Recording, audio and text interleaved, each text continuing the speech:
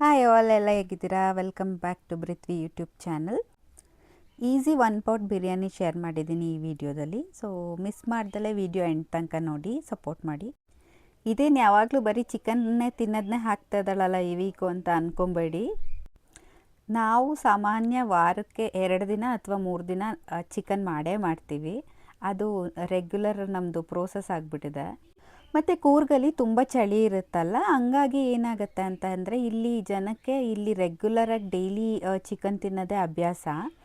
So ನಾವು ಇವತ್ತು Sunday, actually ನಾನು ಫ್ರೈಡೇನೂ ಚಿಕನ್ ಬಿರಿಯಾನಿ ಮತ್ತು ಕಬಾಬೇ ಮಾಡಿದ್ದೆ. ಮತ್ತು ಸಂಡೇ ನನ್ನ ತಂಗಿ ಅವರೆಲ್ಲ ಬಂದರು. ಸೊ ಮಕ್ಕಳಿಗೆ ಕಬಾಬೇ ಇಷ್ಟ ಅಲ್ವಾ, ಹಂಗಾಗಿ ಕಬಾಬೇ ಮಾಡೋಣ ಇವತ್ತು ಬಿರಿಯಾನಿ, ಆದರೆ ಬೇರೆ ರೆಸಿಪಿ. ಇದು ಒನ್ ಪಾಟ್ ರೆಸಿಪಿ. ಫಸ್ಟು ಎಣ್ಣೆ ಹಾಕ್ಕೊಬೇಕು, 1-2 ಸ್ಪೂನು. ಅದಕ್ಕೆ ಸ್ವಲ್ಪ ಈರುಳ್ಳಿ, ಮೆಣಸಿನ್ಕಾಯಿ. ಮೆಣಸಿನ್ಕಾಯಿ ಹೇಗೆ ಅಂದರೆ 1 ಪಾವು ನಾವು ಮಾಡ್ತಾಯಿದ್ದೀವಿ ಅಂದರೆ ಅದು 1 ಪಾವ್ಗೆ 5 ಮೆಣಸಿನ್ಕಾಯಿ ಹಾಕ್ಕೋಬೇಕು. ಈ ಅಂದಾಜಲ್ಲಿ ಹಾಕ್ಕೊಂಡ್ರೆ ಖಾರ ಕರೆಕ್ಟಾಗಿರುತ್ತೆ. ಆಮೇಲೆ ಅದಕ್ಕೆ ಪುದೀನ ಮತ್ತು ಕೊತ್ತಂಬರಿ ಸೊಪ್ಪು. ನಾನು ಶುಂಠಿ ಬೆಳ್ಳುಳ್ಳಿನ ಆಲ್ರೆಡಿ ಪೇಸ್ಟ್ ಮಾಡ್ಕೊಂಬಿಟ್ಟಿದ್ದೆ ಕಬಾಬ್ಗೆ, ಹಾಗಾಗಿ ಇದಕ್ಕೆ ಹಾಕಿಲ್ಲ ಪೇಸ್ಟ್ ಮಾಡೋಕ್ಕೆ. ಇಲ್ಲ ಅಂತ ಹೇಳಿದ್ರೆ ಇದಕ್ಕೇ ಶುಂಠಿ ಬೆಳ್ಳುಳ್ಳಿನ ಹೆಚ್ಚಿಬಿಟ್ಟು ಹಾಕ್ಕೊಂಬಿಡ್ಬೇಕು. ಆಮೇಲೆ ಅರಿಶಿನ ಹಾಕ್ಕೊಂಡು ಅದನ್ನು ಫ್ರೈ ಮಾಡಿಬಿಟ್ಟು ಅದನ್ನು ಹಾರಕ್ಕೆ ಬಿಟ್ಬಿಡಬೇಕು. ಆಮೇಲೆ ಅದು ತಣ್ಣಗಾದ್ಮೇಲೆ ಅದನ್ನು ರುಬ್ಕೋಬೇಕು. ಅದೇ ಸೇಮ್ ಕುಕ್ಕರ್ಗೆ ನಾವು ಎಲ್ಲ ಸ್ಪೈಸಸ್ಸು, ಚಕ್ಕೆ, ಲವಂಗ, ಏಲಕ್ಕಿ, ಜಾಪತ್ರೆ ಮತ್ತು ಸ್ಟಾರ್ ಮೊಗ್ಗು ಯಾವುದಿರುತ್ತೆ ಅದನ್ನೆಲ್ಲ ನಮ್ಗೆ ಯಾವ್ದು ಬೇಕು ಅದನ್ನು ಹಾಕ್ಕೋಬೋದು. ಆಮೇಲೆ ಇನ್ನೊಂದು ಈರುಳ್ಳಿ ಕಟ್ ಮಾಡಿ ಇಟ್ಕೊಂಡಿದ್ದೆ. ಇವಾಗ ನಾವು ಕಮ್ಮಿ ಕ್ವಾಂಟಿಟಿ ಮಾಡ್ತಿದ್ದೀವಿ ಅಂದರೆ 1 ಪಾವು 2 ಪಾವು ಎಲ್ಲ ಮಾಡ್ತೀವಿ ಅಂತ ಹೇಳಿದ್ರೆ ಮತ್ತೆ ಏನು ಈರುಳ್ಳಿ ಹಾಕೋ ಅವಶ್ಯಕತೆ ಇಲ್ಲ, ನಾವು ಆಲ್ರೆಡಿ ರುಬ್ಬಕ್ಕೆ ಹಾಕಿರ್ತೀವಿ ಅಲ್ವಾ. ನಾನು ಇವತ್ತು 3 ಪಾವು ಬಿರಿಯಾನಿ ಮಾಡ್ತಾಯಿದ್ದೆ, ಹಂಗಾಗಿ 1 ಈರುಳ್ಳಿನ ರುಬ್ಕೊಳಕ್ಕೆ ಹಾಕಿದ್ದೀನಿ, 1 ಈರುಳ್ಳಿನ ನಾನು ಫ್ರೈ ಮಾಡೋಕ್ಕೆ ಹಾಕೋತಿದ್ದೀನಿ.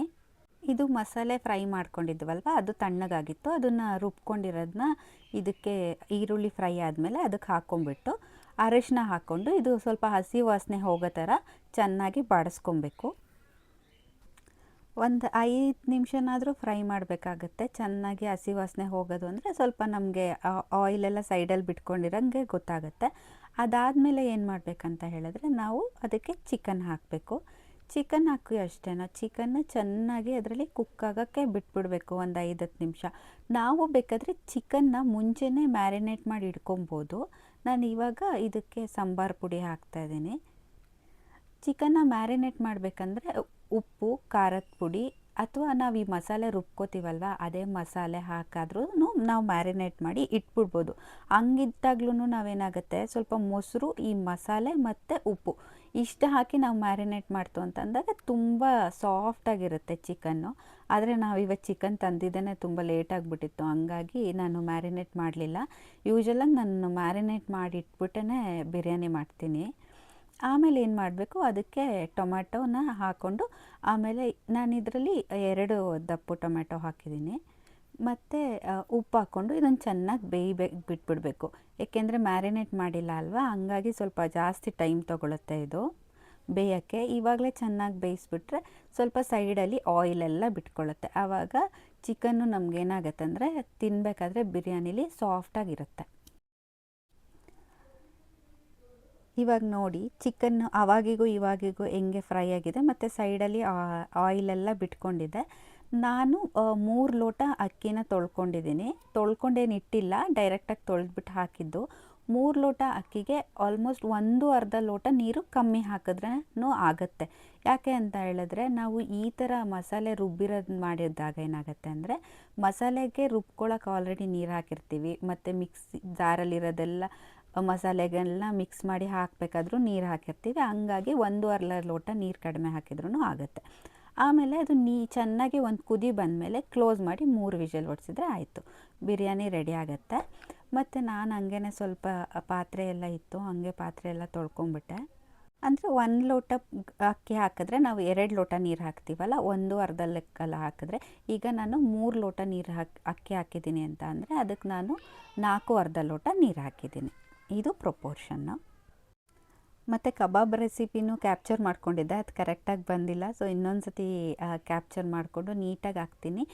ವಿತೌಟ್ ಎಲ್ಲ ಹೋಮ್ ಮೇಡ್ ಮಸಾಲ, ಆಚೆಯಿಂದ ತಂದಿರೋದು ಯಾವುದು ರೆಡಿಮೇಡ್ ಏನು ಕಬಾಬ್ ಪೌಡರ್ ಯೂಸ್ ಮಾಡೋದಿಲ್ಲ. ಸೊ ಆವಾಗ ಎಷ್ಟು ಬೇಕೋ ಅದೆಲ್ಲ ಫ್ರೈ ಮಾಡಿಕೊಂಡು ಫ್ರಿಜ್ಜಿಗೆ ಎತ್ತಿಡ್ತಿದ್ದೆ, ಮತ್ತು ರಾತ್ರಿಗೆ ಬಿಸಿ ಬಿಸಿಯಾಗಿ ಮಾಡ್ಕೋಬೋದು ಅಂತ. ನಾನು ಡಿಜಿಟೆಕ್ದು ಟ್ರೈಪಾಡ್ ತರಿಸಿದ್ದೆ ವಿತ್ ರಿಂಗ್ ಲೈಟು. ಬಟ್ ಅದು ಎಕ್ಸ್ಪೆಕ್ಟೇಷನ್ಸ್ ತಕ್ಕಂಗೆ ಇರಲಿಲ್ಲ. ಏನಂತ ಹೇಳಿದ್ರೆ ಲೈಟಿಗೂ ಮತ್ತು ಸ್ಟ್ಯಾಂಡಿಗೂ ಕನೆಕ್ಷನ್ ಮಾಡೋಕ್ಕೆ ಒಂದು ಚಿಕ್ಕ ನಾಬ್ ಥರ ಇತ್ತು ಅಷ್ಟೇ. ಅದೇನಾದರೂ ಒಂಚೂರು ಟಚ್ ಆಯಿತು, ನಾವು ಫೋನ್ ಏನಾದ್ರು ಒಂಚೂರು ಬಾರದೇನಾದರೂ ಹಾಕಿದ್ರೆ ಅದು ಹಾಗೇ ಬೀಳ್ತಾ ಇತ್ತು. ಹಂಗಾಗಿ ಅದನ್ನು ನಾನು ರಿಟರ್ನ್ ಕಳಿಸ್ಬಿಟ್ಟೆ. ಚೆನ್ನಾಗಿರಲಿಲ್ಲ ಪ್ರಾಡಕ್ಟು. ಅದು ಆ್ಯಕ್ಚುಲಿ ಪ್ರಾಡಕ್ಟ್ ಅನ್ಬಾಕ್ಸಿಂಗು ಮಾಡಿದ್ದೆ, ಬಟ್ ನನಗದು ಪ್ರಾಡಕ್ಟ್ ಇಷ್ಟ ಆಗಲಿಲ್ಲ. ಸೊ ಹಂಗಾಗಿ ಅದರ ರಿವ್ಯೂ ಮಾಡೋದೇ ಬೇಡ ಅಂತ ಹೇಳಿಬಿಟ್ಟು ಮಾಡಿಲ್ಲ. ಮತ್ತು ನಾವು ಎಲ್ಲರೂ ಕೂತ್ಕೊಂಡು ಮಧ್ಯಾಹ್ನದ ಊಟ ಮುಗಿಸಿ ಅಷ್ಟೊತ್ತಿಗೆ 3 ಆಗಿಬಿಟ್ಟಿತ್ತು. ಇವತ್ತು ಅಡುಗೆ ಮಾಡೋದು ಲೇಟ್ ಆಯಿತು. ಮತ್ತು ಊರಲ್ಲಿದ್ದರೆ ಏನಾಗುತ್ತೆ ಅಂದರೆ ತಿಂಡಿ ತಿನ್ನೋದೇ 10 ಹಂಗಾಗಿ ಊಟಕ್ಕೂ ಬೇಗ ಹಶ್ವಾಗೋದಿಲ್ಲ. ಹಂಗಾಗಿ ಊಟ ಮಾಡೋ ಅಷ್ಟೊತ್ತಿಗೆ ಲೇಟ್ ಆಗೋಯ್ತು. ಇವತ್ತು ನಮ್ಮ ಮನೆ ಕೆಲಸಕ್ಕೆ ಹಂಚಾಕಕ್ಕೆ ಅಂತ ಬಂದಿದ್ದರು. ಆ್ಯಕ್ಚುಲಿ ಹೋದ ವಾರನೇ ಬಂದಿದ್ದರು ಸ್ವಲ್ಪ ಜನ ಹಂಚಾಕಕ್ಕೆ ಅಂತಲೇ ಬೇರೆಯವರು. ಆದರೆ ಅವ್ರು ಕರೆಕ್ಟಾಗಿ ಹಾಕಲೇ ಇಲ್ಲ. ಇದ್ದಿದ್ದನ್ನು ಏನೇನೋ ಒಂದು ಪ್ರಾಬ್ಲಮ್ ಮಾಡಿ ಒಂದು ಸ್ವಲ್ಪ 15% ಅಷ್ಟು ಮಾಡಿಬಿಟ್ಟು ಹೋದರು ಅವರು. ಹಂಗಾಗಿ ಬೇಡ ಅಂತ ಹೇಳಿ ಈಗ ನಮ್ಮ ಮನೇಲಿ ಕೇರಳದವರು ಕೆಲಸ ಮಾಡೋಕ್ಕಿದ್ದಾರೆ. ಹಂಗಾಗಿ ಅವರೇ ತುಂಬ ಚೆನ್ನಾಗಿ ಕೆಲಸ ಮಾಡ್ತಾರೆ. ಹಂಗಾಗಿ ಅವರೇ ಮಾಡಲಿ ಅಂತ ಹೇಳಿಬಿಟ್ಟು ಹಂಗಾಗಿ ಅದು ಲಾಸ್ಟ್ ವೀಕ್ ಮುಗಿಬೇಕಾಗಿದ್ದು ಈ ವೀಕ್ ತನಕನೂ ಆಯಿತು.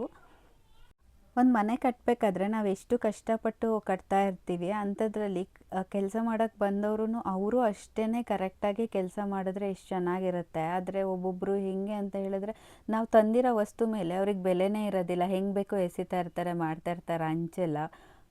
ಪಪ್ಪಂಗಂತೂ ಕೋಪನೇ ಬರೋದಿಲ್ಲ. ಆದರೆ ಅವರೇ ಸಖತ್ತು ಸಿಟ್ಟು ಮಾಡ್ಕೊಂಡು ಅವ್ರಿಗೆ ಚೆನ್ನಾಗಿ ಬೈದು ಕಳಿಸ್ಬಿಟ್ರು, ನೀನು ಕರೆಕ್ಟಾಗಿ ಮಾಡೋದಿದ್ರೆ ಮಾಡು, ಇಲ್ಲ ಅಂತಂದರೆ ನೀನು ಮಾಡಲೇಬೇಡ ಅಂತ ಹೇಳಿ. ಹಂಗಾಗಿ ಅದು ಓಕೆ ನೆಕ್ಸ್ಟ್ ವೀಕ್ ಎಕ್ಸ್ಟೆಂಡ್ ಆಗಿ ಇವತ್ತು ಮಾಡ್ತಾ ಇದ್ದಾರೆ. ಪ್ಲ್ಯಾನ್ ಇದ್ದಿದ್ದು ಈ ಜೂನಿಗೆ ಫಿನಿಷ್ ಮಾಡಬೇಕಾಗಿತ್ತು ಅಂತ. ಏಕೆ ಅಂತಂದರೆ ಮಕ್ಕಳು ಊರಲ್ಲಿ ಇರ್ತಿದ್ರಲ್ಲ, ನಮಗೂ ಎಲ್ಲ ಶಿಫ್ಟಿಂಗ್ ಎಲ್ಲ ಈಸಿ ಆಗ್ತಾಯಿತ್ತು ರಜದಲ್ಲಿ ಅಂತ. ಬಟ್ ಅದು ಆಗಲಿಲ್ಲ, ಕಂಪ್ಲೀಟ್ ಆಗಲಿಲ್ಲ. ಅದು ಕೆಲಸ ನಡೀತಾನೆ ಇದೆ ಇನ್ನೂ. ನೋಡಬೇಕು, ಈ ಅಕ್ಟೋಬರ್ ಆ ಟೈಮಿಗೆ ಫಿನಿಷ್ ಮಾಡೋಣ ಅಂತ ಅಂದ್ಕೊಂಡಿದ್ದೀವಿ. ನೋಡಬೇಕು. ನಮ್ಮ ಪಪ್ಪಂಗಂತೂ ಬೆಳಗ್ಗೆ ನೀನು ತೋಟಕ್ಕೆ ಹೋಗ್ಬಿಟ್ಟು ಬಾ, ಅಲ್ಲಿ ಕೆಲಸ ಮಾಡಿಸು, ಮತ್ತು ಇಲ್ಲಿ ಮನೆಗೂ ಕೆಲಸ ಮಾಡಿಸು, ಎಲ್ಲ ಅವ್ರಿಗೆ ಒಂಥರ ಹೆಟ್ಟೆಕ್ ಆಗಿಬಿಟ್ಟಿದೆ ಇವಾಗ. ಅವ್ರಿಗೆ ಎಷ್ಟೊಂದು ಕೆಲಸ ಇತ್ತು, ಆದರೆ ನಮಗೇನು ಕೆಲಸ ಇರಲಿಲ್ಲ. ಮಧ್ಯಾಹ್ನ ಎಲ್ಲ ಅಡುಗೆ ಮಾಡಿ ಊಟ ಮಾಡಿದ್ಮೇಲೆ ನಾವು ಫ್ರೀಯಾಗಿದ್ವಿ. ನಾವು ಆಲ್ಮೋಸ್ಟ್ ಇವತ್ತು ಸಂಜೆ ಪೂರ್ತಿ ವಾಕಿಂಗ್ ಮಾಡಿಕೊಂಡು ಆರಾಮಾಗಿದ್ವಿ. ವಾವ್, ನಿನ್ನ ಫ್ರೆಂಡ್ ಎಷ್ಟು ಒಳ್ಳೆಯವನು, ಬಂದು ಮನೆಯೆಲ್ಲ ಕಟ್ಸಿ ಹೋಗಿದ್ದಾನೆ ಅಂತ ಹೇಳ್ತಾರೆ. ಅಷ್ಟೇ ಗೊತ್ತಿರೋದು.